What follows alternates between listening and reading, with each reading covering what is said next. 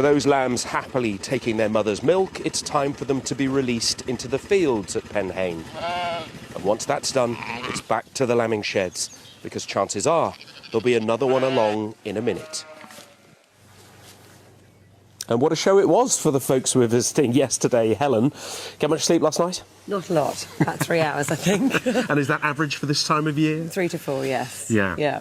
And how have things been going generally this year? It's been a good lambing so far. Yeah. Very busy, quite thick and fast, actually. So we're nearly 2/3 of the way through, and we're only 12 days in. So actually, we quite like it that way, and then it gets a little bit easier. Light at the end of the tunnel. Quite right, exactly. Alex Rigg, Alex, you're an agriculture student at, remind me, Harper Adams? Harper Adams, great stuff. So you're used to being on a farm, but you don't come from a farming background. That's right. So I'm originally from Medway, Kent, and I got into farming just because I've always had an interest in the environment and hands-on work. And agriculture feels like a big part of the country. It affects the nation, so I felt like an important subject area for me. And we saw you helping out, delivering that lamb yesterday. Talk us through that. What's that like, to get that incredible, as you say, hands-on experience? Yes, exactly. It's really invigorating, actually. It's exciting to bring in new life, but it's a part of that food to plate process, and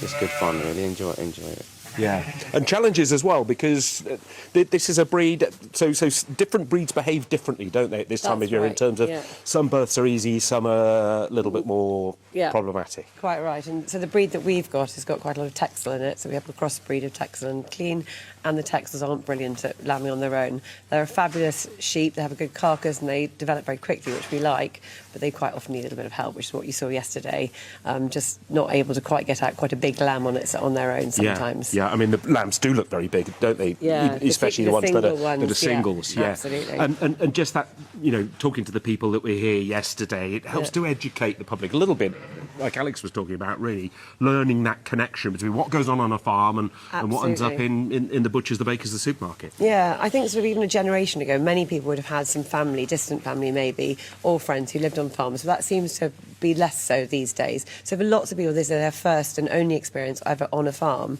and what we're offering is an hour to an hour and a half of immersive experience in the farm. They get to do everything, feed the lambs, see lambs being born, feed the ewes, and then even turning them out into the fields, which I think can really give them a good sense of what it's like to be... The whole cycle. Of life on the farm, particularly at lambing time. Yeah, it's a great experience. Thanks both. You're going to have a lie down. It's probably the best bet, isn't it? And we'll just say goodbye to these two here. One hiding at the back there, but as we say, born just earlier on this morning. Look at them, already up and about, very curious, and most of the time, very hungry. Back to you two.